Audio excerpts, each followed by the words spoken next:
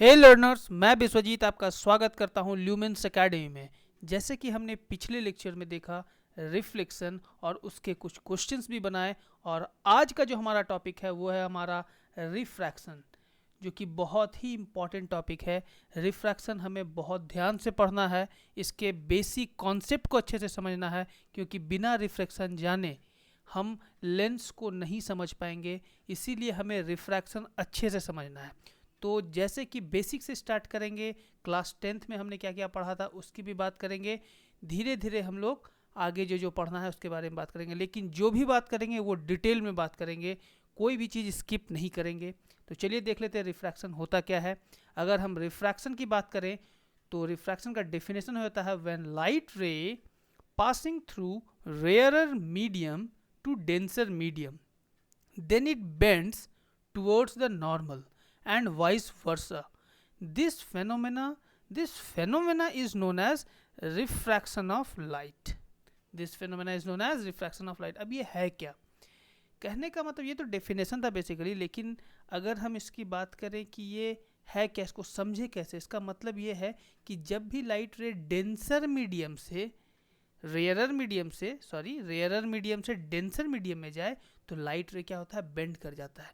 जैसे कि अगर हम इस पेंसिल को, ये देखिए जहाँ पे हम ये पेंसिल को दिखा रहे हैं, ये पेंसिल अगर हमारा रेयरर मीडियम है, क्योंकि यहाँ से यहाँ तक ये एयर में है, और ये क्या है उसके बाद वाटर में चला गया, तो वाटर और एयर की अगर बात करें तो एयर कंपैरेटिवली वाटर से क्या है, रेयरर है। Air is rarer than water, water is denser than air. तो ये वाला जो मीडियम का अगर बात करेंगे तो ये हमारा हो गया रेयरर मीडियम। ये क्या हो जाएगा हमारा, रेयरर मीडियम। और ये क्या हो गया हमारा, अगर पानी की बात करें तो ये हो गया हमारा डेंसर मीडियम। और ये जो पेंसिल को हम देख पा रहे हैं थ्रू लाइट, मतलब ये कहीं ना कहीं ये भी लाइट ही है। जो स्क्रीन में हमको दिख रहा है ये क्या है, लाइट ही है। और यहाँ भी क्या है, लाइट है। बिना लाइट के तो हम पेंसिल को नहीं देख पाएंगे। तो जो हम इसे देख रहे हैं लाइट के थ्रू से ही देख रहे हैं, मतलब ये कुछ नहीं, लाइट ही है। तो जब लाइट रेयरर मीडियम से डेंसर मीडियम में गया तो देखिए वो बेंड कर गया। वो क्या हो गया, बेंड कर गया। लेकिन यहाँ पे हमने कहा कि टुवर्ड्स द नॉर्मल, तो ये नॉर्मल वर्ड कहाँ से आया, इसके विषय में भी डिटेल में जानेंगे। उसके लिए पहले आप वीडियो को पॉज करके ये डेफिनेशन लिख लीजिए, फिर हम आगे बढ़ते हैं। जैसे कि हम अगला बात करें, अगला जो फिगर जहाँ पे हमको नॉर्मल का बात करना है, नॉर्मल का मतलब परपेंडिकुलर होता है, सभी जानते हैं। जैसे कि ये इंसिडेंट रे आया, ये हमारा कौन सा मीडियम, ये हमारा रेयरर मीडियम दिख रहा है आपको। ये कौन सा medium, rarer medium. Rarer medium से लाइट आया, आने के बाद कहाँ गया, डेंसर मीडियम में गया। कहाँ गया, डेंसर मीडियम। यहाँ दिख रहा है यह क्या है हमारा, डेंसर मीडियम। क्लियर है। रेयरर मीडियम से जब लाइट डेंसर मीडियम में आता है तो क्या होता है, टुवर्ड्स द नॉर्मल। ये जो नॉर्मल आपको दिख रहा है, नॉर्मल दिख रहा है आपको क्लियरली, ये हमारा सरफेस है। सरफेस के परपेंडिकुलर में जो नॉर्मल ड्रॉ किए हैं, परपेंडिकुलर में देख रहे हैं ना, सरफेस के परपेंडिकुलर में ये नॉर्मल ड्रॉ किए हैं। जब लाइट रे गया तो इसका ओरिजिनल पाथ ये होना चाहिए था, जो डॉटेड लाइन दिख रहा है आपको, जो डॉटेड लाइन दिख रहा है, या इसका क्या होना चाहिए था, ओरिजिनल पाथ। ये इसका ओरिजिनल पाथ नहीं हो करके इसका जो पाथ हो गया ये बेंड करके इधर आ गया। तो ये अपने ओरिजिनल पाथ से टुवर्ड्स द नॉर्मल गया है कि अवे फ्रॉम द नॉर्मल गया है, तो टुवर्ड्स द नॉर्मल गया है। तो कंडीशन क्या है, when light goes from rarer medium to denser medium, जब लाइट रेयरर से डेंसर की ओर जाता है, यहाँ पे दिख रहे हैं आप, रेयरर से कहाँ जा रहा है, डेंसर मीडियम। रेयरर से डेंसर मीडियम जब जा रहा है तो लाइट किधर बेंड कर जाए, टुवर्ड्स नॉर्मल, जैसा कि यहाँ पे डेफिनेशन में लिखा हुआ है। It bends towards the normal, it bends towards the normal. उसके बाद बोला गया and vice versa. Vice versa का मतलब उसका उल्टा, तो उसके बारे में बात करेंगे। जैसे कि ये फिगर तो उम्मीद करते हैं आपको अच्छे से समझ में आ गया होगा, और यहाँ पे भी उस फिगर को आप देख ही सकते हैं कैसे लाइट बेंड किया है। प्रैक्टिकल भी घर पे कर सकते हैं। कांच का ग्लास लीजिए, पानी डालिए, पेंसिल डाल दीजिए, और सामने से देखिए, साइड से देखिए, ग्लास को देखिए, लाइट आपको जो पेंसिल दिखेगा वो बेंड किया हुआ दिखेगा। बहुत सिंपल एक्सपेरिमेंट है, घर पे कर सकते हैं। अब जैसे कि आगे हम बात करें इस फिगर की, अब लाइट कहाँ से कहाँ जा रहा है, डेंसर मीडियम से कहाँ जा रहा है, रेयरर मीडियम। अगर हम डेंसर मीडियम से रेयरर मीडियम की बात करें तो यहाँ पे दिख रहा है आपको ये मीडियम क्या हमारा, दिस इज डेंसर मीडियम, और ये क्या है, कंपैरेटिवली रेयरर मीडियम। जब डेंसर मीडियम से लाइट रेयरर मीडियम जाता है तो वो away from the normal, away from the normal कहने का मतलब ये जो ये लाइट है ओरिजिनल इंसिडेंट रे, और ये क्या हो गया रिफ्रैक्टेड रे। मतलब कि इसका ओरिजिनल पाथ ये डॉटेड लाइन में होना चाहिए था, लेकिन ये इसका डॉटेड लाइन में नहीं होकर के ये रिफ्रैक्ट करके इधर चला गया, ये ज़्यादा बेंड कर दिया, अवे फ्रॉम द नॉर्मल चला गया। कहाँ चला गया? Away from the normal. जब लाइट डेंसर मीडियम से रेयरर मीडियम में जाता है तो क्या हो जाता है? वो अवे फ्रॉम द नॉर्मल जाता है, जैसे कि आपको फिगर में दिख रहा है। आप दोनों डायग्राम को अच्छे से बना लीजिए, आपको समझने में सुविधा होगा। कहने का मतलब जो हमारा जब लाइट एक मीडियम से दूसरे मीडियम में जाता है तो लाइट बेंड करता है। सिंपली अगर हम रिफ्रैक्शन का डेफिनेशन कहें तो यही होगा। अब रेयरर मीडियम डेंसर मीडियम क्या क्या हो सकता है?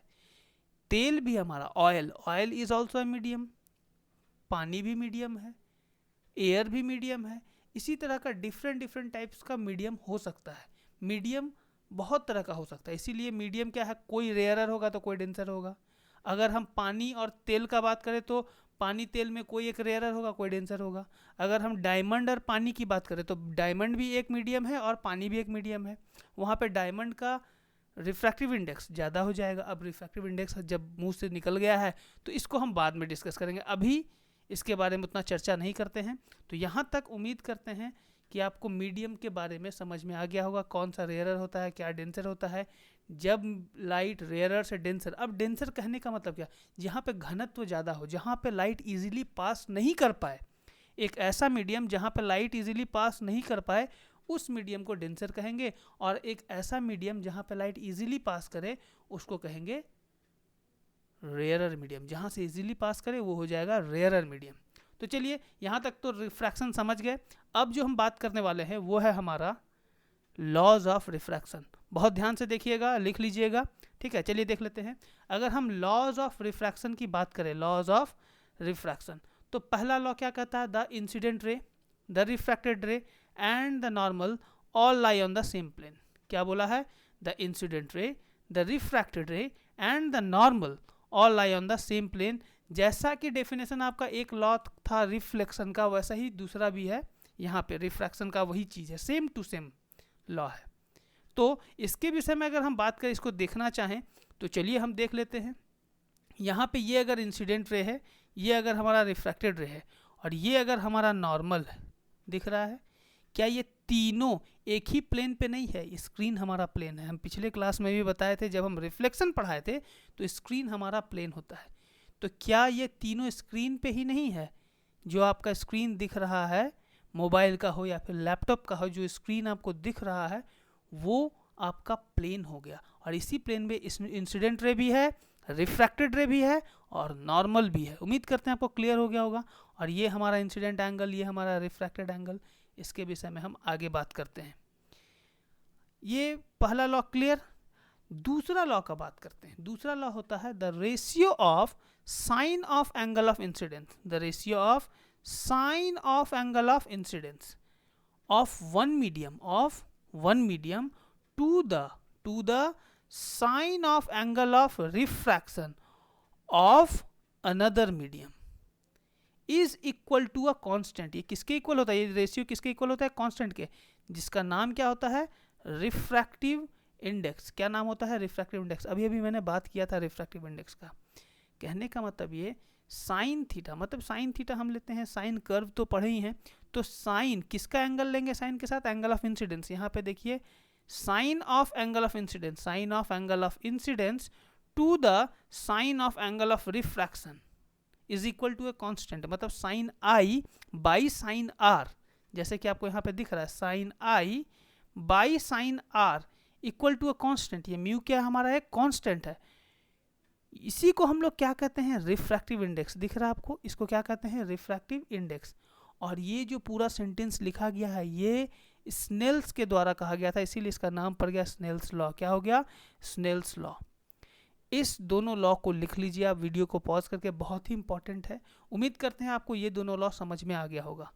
तो स्नेल ने अपने लॉ में क्या कहा कि sine of angle of incidence of one medium, किसी भी एक मीडियम का, जैसे कि ये एंगल ऑफ इंसिडेंस है, ये किसी एक मीडियम का है, ठीक है, divided by sine of r, मतलब रिफ्रैक्टेड एंगल का, एंगल ऑफ रिफ्रैक्शन का, ये भी एक मीडियम है। दोनों का जो रेशियो करेंगे वो एक कांस्टेंट आएगा, और वो क्या होगा? हमारा रिफ्रैक्टिव इंडेक्स। वो रिफ्रैक्टिव इंडेक्स इसका हो सकता है इसके रेस्पेक्ट में, और इसका हो सकता है इसके रेस्पेक्ट में, मतलब कि रेयरर का हो सकता है डेंसर के रेस्पेक्ट में, और डेंसर का हो सकता है रेयरर के रेस्पेक्ट में, मतलब कि एक रिलेटिव टर्म आएगा। तो जो रिलेटिव रिफ्रैक्टिव इंडेक्स आएगा वो हम आगे पढ़ेंगे। फिलहाल यहाँ तक हम लोग का लॉज ऑफ रिफ्रैक्शन यही था जो कि हम समझे। ये दोनों लॉ को आप वीडियो पॉज करके लिख सकते हैं। अब जो हमारा नेक्स्ट वीडियो आएगा, नेक्स्ट जो हमारा टॉपिक आएगा, जो टॉपिक होगा उसे हम देख लेते हैं। अगला टॉपिक है हमारा रिफ्रैक्टिव इंडेक्स। जैसे कि पिछला बार में हमने रिफ्रैक्टिव इंडेक्स के बारे में जिक्र किया, अब इसके डेफिनेशन को थोड़ा और इजी वे में समझेंगे। यहाँ तो साइन के बारे में आ गया था, ये सेंटेंस बोला गया था, ये एक तरह का सेंटेंस बोला गया था किसके द्वारा? स्नेल के द्वारा, और उन्हीं का थ्योरी था, इसीलिए हमने यहाँ पे रिफ्रैक्टिव इंडेक्स हमको यूज़ करना मजबूरी था, क्योंकि लॉज ऑफ रिफ्रैक्शन का जो दूसरा लॉ होता है वो स्नेल्स लॉ ही दिए थे, ये स्नेल्स लॉ ही है, दूसरा लॉ हमारा स्नेल्स लॉ ही है, जिस कारण से हमको ये पढ़ना था। लेकिन अब हमको क्या करना है? अब हमें रिफ्रैक्टिव इंडेक्स को जान लेना है अच्छे से है क्या। अगर हम रिफ्रैक्टिव इंडेक्स की बात करें तो क्या है? It is the ratio of speed of light in vacuum to the speed of light in any medium, this is called refractive index. क्या बोला गया? रेशियो। ये भी एक तरह का रेशियो है, किसका? स्पीड ऑफ लाइट का रेशियो है। कब? वैक्यूम में, to the speed of light in medium. मान लीजिए कि लाइट पहले वैक्यूम में था, फिर पानी में चला गया। पानी एक मीडियम है, एक एग्जांपल के तौर पे कंसिडर कर लीजिए, पानी क्या है? मीडियम है। जब वो वैक्यूम से पानी में चला गया, तो जब वो वैक्यूम में रहा होगा तो उसका स्पीड सबसे मैक्सिमम होगा, क्योंकि स्पीड ऑफ लाइट वैक्यूम में सबसे मैक्सिमम होता है। जैसे ही वो पानी में आया, पानी मतलब कि water is denser then vacuum, so light का स्पीड जो होगा क्या हो जाएगा? डिक्रीज कर जाएगा। वहाँ पे लाइट का स्पीड चेंज कर जाएगा, और चेंज करके क्या हो गया है? v हो गया। चेंज करके क्या हो गया है? v हो गया है। क्लियर है? यहाँ पे speed of light in vacuum by speed of light in any medium. तो हम वैक्यूम और वाटर के रिस्पेक्ट में समझा है, एनी मीडियम में हम एक एग्जांपल क्या ले लिए? पानी का। उसी तरह से इसको क्या बोल दिए? वो जो रेशियो हो जाएगा उस रेशियो को क्या कहेंगे? This is called refractive index of a medium. पानी का क्या रिफ्रैक्टिव इंडेक्स होगा उससे हम निकाल सकते हैं। जैसे कि ये म्यू है, रिफ्रैक्टिव इंडेक्स को हम लोग म्यू से डिनोट करते हैं। किससे डिनोट करते हैं? म्यू से। सी क्या है? Speed of light in air या vacuum, speed of light in medium. भी क्या हो जाता है? Speed of light in medium, भी हो जाएगा। अगर मान लीजिए यहाँ पे हम म्यू1 लिख दे, मान लीजिए यहाँ पे म्यू1 लिख दिए, तो यहाँ पे भी v1 हो जाएगा, क्योंकि अगर हम रिफ्रैक्टिव इंडेक्स मीडियम 1 का बात करें तो वेलोसिटी भी, रिफ्रैक्टिव इंडेक्स ऑफ मीडियम 1 का बात करें तो वेलोसिटी इन मीडियम 1 का भी बात करेंगे यहाँ पे, इसलिए वेलोसिटी 1 लिख दिए। ये अपना सहूलियत के अकॉर्डिंग हम लेते हैं। अब चलिए आगे जो देखने वाले हैं वो है हमारा रिलेटिव रिफ्रैक्टिव इंडेक्स, जो कि बहुत इंपॉर्टेंट टॉपिक है। देख लेते हैं चलिए। अगर हम रिलेटिव रिफ्रैक्टिव इंडेक्स की बात करें, इस पर जनरली क्वेश्चंस भी बहुत सारा पूछा जाता है, इसीलिए इससे अच्छे से पढ़ना है। जैसे कि यहाँ पे लिखा हुआ μ2 μ1 और μ12, इसका मतलब क्या होता है? μ1 पहले है, बाद में 2 है, मतलब कि refractive index of 1 with respect to 2। यहाँ क्या लिखा हुआ? रिफ्रैक्टिव इंडेक्स ऑफ मीडियम 1 दिख रहा है, with respect to refractive index of medium 2, मतलब कि 1 के रेस्पेक्ट में 2 का, ठीक ना, 2 के रेस्पेक्ट में 1 का कितना रिफ्रैक्टिव इंडेक्स है। ठीक है, जैसे कि यहाँ पे अगर हमको एग्जांपल लेना पड़े, ये हमारा एग्जांपल हो गया, ये हमारा मीडियम 1 है मान लीजिए, और ये हमारा क्या है? मीडियम 2। तो इसका कितना रिफ्रैक्टिव इंडेक्स होगा? रेयरर मीडियम का कितना रिफ्रैक्टिव इंडेक्स होगा in comparison to, with respect to क्या? मीडियम 2। तो उसको क्या कहेंगे हम लोग? म्यू क्या हो जाएगा? 1 2। म्यू क्या हो जाएगा? 1 2। क्यों म्यू 1 2 हुआ? क्योंकि refractive index of 1 with respect to 2, तो जिसका निकालना वो पहले होगा, जिसके रेस्पेक्ट पर निकालना उसको बाद में लिखते हैं। क्लियर है? अब देखिए उसी का ऑपोजिट में लिखेंगे μ21, रिफ्रैक्टिव इंडेक्स ऑफ मीडियम 1, यहाँ पे 2 हो जाएगा, यहाँ पे हमने सेम ही चीज़ लिख दिया, यहाँ पे हो जाएगा refractive index of medium 2 with respect to refractive index of medium 1। क्या हो जाएगा? मीडियम 1। यहाँ पे refractive index of medium 2 with respect to refractive index of medium 1 हो जाएगा। इसको सुधार के लिख लीजिएगा, ठीक है, उसका उल्टा है जस्ट, इसीलिए हमने इसको लिख लिया। अब रिफ्रैक्टिव इंडेक्स का मतलब, रिलेटिव का मतलब कि किसी के रेस्पेक्ट में बात करेंगे। जैसे कि एक मीडियम है उसका रिफ्रैक्टिव इंडेक्स दूसरे के रेस्पेक्ट में कितना है। जब हम रिलेटिव टर्म यूज़ करते हैं, मतलब कि किसी के रेस्पेक्ट में बात करें, तो वो जो हमारा होगा रिलेटिव रिफ्रैक्टिव इंडेक्स होगा। अब बात आएगा सर आप तो इसका डेफिनेशन लिखा है नहीं है, इसके बारे में बताना स्टार्ट कर दिए। नहीं, इसका डेफिनेशन हमने लिखा दिया है। इसका डेफिनेशन अगर आपको लिखना है तो डायरेक्टली आप जा करके स्नेल्स लॉ को लिख दीजिए, वही रिलेटिव रिफ्रैक्टिव इंडेक्स का डेफिनेशन हो जाएगा। कोई दूसरा डेफिनेशन लिखने की जरूरत नहीं है। अभी अभी हमने स्नेल्स लॉ पढ़ा, तो स्नेल्स लॉ का जा करके डेफिनेशन लिख दीजिए। चलिए थोड़ा सा और डिटेल में जानते हैं रिलेटिव रिफ्रैक्टिव इंडेक्स के बारे में। RRI, देखिए अगर हम μ1 का बात करें, ठीक है, इसको हम लिख सकते हैं μ1 बाई μ2, ठीक है, मतलब कि refractive index of 1 with respect to refractive index of 2, दिख रहा है, विथ रिस्पेक्ट वाला टर्म हमेशा नीचे रहेगा। अगर हम सिंपली बात करें रिफ्रैक्टिव इंडेक्स ऑफ 1 का, तो वो c/v1 होगा, यहाँ पे हमने पढ़ा है c/v1। उसी तरह से यहाँ पे μ2 का बात करेंगे तो c/v2 हो जाएगा। ये फॉर मीडियम 1 हो गया और ये फॉर मीडियम 2 हो गया, μ1 और μ2, समझ में आया। μ12 का अगर हम बात करें तो μ12 हो जाएगा μ1 बाई μ2, क्या हो जाएगा μ1 बाई μ2। μ1 का वैल्यू यहाँ से हम निकाल लिए हैं, पुट कर दिए, देखो, और μ2 का वैल्यू यहाँ भी निकाल लिए हैं, उसको यहाँ पे पुट कर दिए, ठीक है। v1 क्या है, वेलोसिटी इन मीडियम 1, और μ2 यहाँ v2 क्या है, वेलोसिटी इन मीडियम 2, इस बात को ध्यान में रखना। c क्या है, वेलोसिटी इन वैक्यूम। यहाँ पे जब हम μ1 लिख रहे हैं मतलब कि refractive index of medium 1 with respect to vacuum है। जब हम μ1 लिखे, सिर्फ μ1 लिखे, इसका मतलब क्या होता है, refractive index of medium 1 with respect to vacuum. उसी तरह से जब μ2 लिखेंगे, इसका मतलब होता है refractive index of medium 2 with respect to vacuum.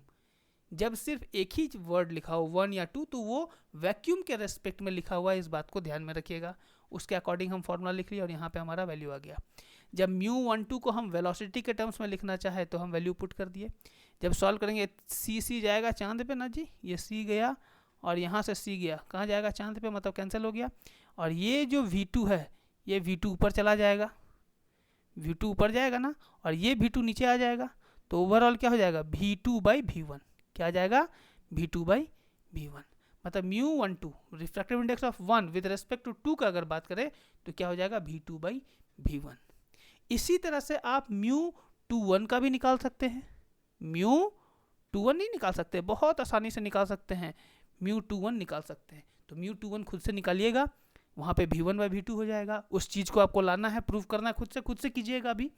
लेकिन इस पार्ट को अगर आप समझ गए हैं, उससे पहले आप एक न्यूमेरिकल बनाइए, उसका सॉल्यूशन मैं नहीं बताऊंगा, हिंट कर दूंगा बाद में, लेकिन बनाऊंगा नहीं, ठीक है। तो चलिए न्यूमेरिकल देख लेते हैं, हमारा न्यूमेरिकल क्या है। तो अगर हम न्यूमेरिकल की बात करें तो न्यूमेरिकल कहता है हमारा, a light ray goes from medium x to medium y, ठीक है। The speed of light in medium x, मतलब कि मीडियम x में स्पीड ऑफ लाइट कितना है दिया हुआ है, and the refractive index of medium y का रिफ्रैक्टिव इंडेक्स दिया हुआ है, ठीक है। मीडियम y का क्या दिया हुआ है, रिफ्रैक्टिव इंडेक्स दिया हुआ है। Calculate the speed of light in medium y में स्पीड ऑफ लाइट कितना होगा, ये निकालना है आपको, ठीक है। तो ये आपका काम है। पहले गिवन लिखिए, जैसे कि वहाँ पे μ12 लिख रहे थे, यहाँ पे μx लिखिएगा। क्या लिखना है, μx लिखना है। μx का क्या वैल्यू है, μx का कितना वैल्यू है, ठीक ना। μx तो निकालना ही है, नहीं है, दिया ही वो नहीं है, μx नहीं होगा, vx हो जाएगा। क्या हो जाएगा, vx। तो vx लिखिए, क्या होगा, vx का वैल्यू लिखिए। उसके बाद μy लिखिए, यहाँ पर refractive index of medium y दिया हुआ, तो μy लिखिए। उसका वैल्यू क्या लिखना है, 1.2। उसके बाद कैसे सॉल्व करना है वो अपना दिमाग लगा के सॉल्व कीजिए, वीडियो को पॉज कीजिए, सॉल्व कीजिए, ठीक है। सॉल्व करने के बाद जो भी आंसर आ रहा है प्लीज़ कमेंट कीजिएगा, ताकि मुझे पता चला कि कितने स्टूडेंट्स बनाए, इसको सॉल्व किए हैं, कितने सक्षम हैं सॉल्व करने में। प्लीज़ कमेंट करके बताइए, वहाँ पे नीचे में कमेंट का ऑप्शन दिख रहा होगा आपको, कमेंट में जाकर तुरंत कमेंट कीजिए कितना आंसर आ रहा है, ठीक है। जो भी आ रहा है आप तुरंत जा करके आप आंसर डाल दीजिए, ठीक है। आप मीटर पर सेकंड में डाल सकते हैं, मीटर पर सेकंड में डालिए, किलोमीटर पर सेकंड में डाल सकते हैं, किलोमीटर पर सेकंड में डालिए। 10 का पावर नहीं दे सक रहे हैं तो 000 बैठा दीजिए, ये आप पे डिपेंड करेगा, ठीक है। लेकिन हमको राइट फिगर चाहिए, किस फिगर, क्या फिगर होगा स्पीड ऑफ लाइट का इन मीडियम 2 पे, ये आपका काम है। ये मैं नहीं बताऊंगा, बहुत आसान सवाल है, ये क्लास 10th का बच्चा भी बना देगा, इसीलिए प्लीज़ ट्राई कीजिए। पहले गिवन लिखिए, ठीक है, और गिवन के अकॉर्डिंग पिछला जो अभी डेरिवेशन पार्ट बताए, जो पार्ट को हम सॉल्व किए, उसको अच्छे से देखिए और इसको सॉल्व करने का कोशिश कीजिए, ठीक है। तब तक के लिए थैंक यू। और अगर वीडियो अच्छा लगे तो लाइक कीजिए, कमेंट कीजिए, शेयर कीजिए, शेयर जरूर कीजिए दोस्तों के साथ। अगर आपको ये वीडियो अच्छा लगे तो शेयर कीजिए। शेयर इसलिए कीजिए क्योंकि आप अगर सीख लेते हैं और दूसरों में अगर ज्ञान बांटते हैं तो ज्ञान बढ़ता है, ज्ञान कभी भी घटेगा नहीं, ज्ञान बांटने से ज्ञान बढ़ता है। एक बात हमेशा याद रखिए, क्योंकि महापुरुष कह गए हैं कि धन बांटिएगा तो धन घट जाएगा, लेकिन ज्ञान बांटिएगा तो ज्ञान बढ़ेगा। इसीलिए अगर ज्ञान बढ़ाना है तो वीडियो को शेयर कीजिए और कमेंट कीजिए। कमेंट तो ज़रूर कीजिए ताकि मुझे पता चले कितने मेरे वीडियो को समझे और इस क्वेश्चन को बना पाए, ठीक है। बहुत आसान क्वेश्चन है, अगर आपसे नहीं बने तो कमेंट में पूछिएगा, मैं कमेंट में आंसर आपको बता दूंगा। तब तक के लिए थैंक यू, मिलते हैं अगले वीडियो में, और बहुत ही इंटरेस्टिंग टॉपिक रिफ्रैक्शन का ही लेके आऊँगा मैं अगले वीडियो में। Thank you.